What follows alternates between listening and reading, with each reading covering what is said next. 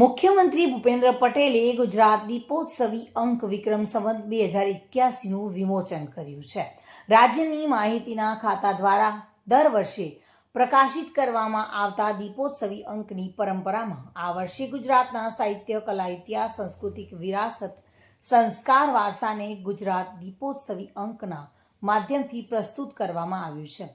આ દીપોત્સવી અંકના વિમોચન અવસરે મુખ્યમંત્રીના અધિક મુખ્ય સચિવ M.K. દાસ, મુખ્યમંત્રીના અધિક અગ્ર સચિવ અને માહિતી પ્રસારણ વિભાગના સચિવ અવંતિકા સિંઘ, માહિતી નિયામક K.L. બચાણી, અધિક માહિતી નિયામક અરવિંદભાઈ પટેલ, જયેશભાઈ દવે સહિત ઉચ્ચ અધિકારીઓ ખાસ ઉપસ્થિત રહ્યા હતા અને વિક્રમ સંવત 2081નું ગુજરાત દીપોત્સવી અંકનું વિમોચન કરવામાં આવ્યું હતું.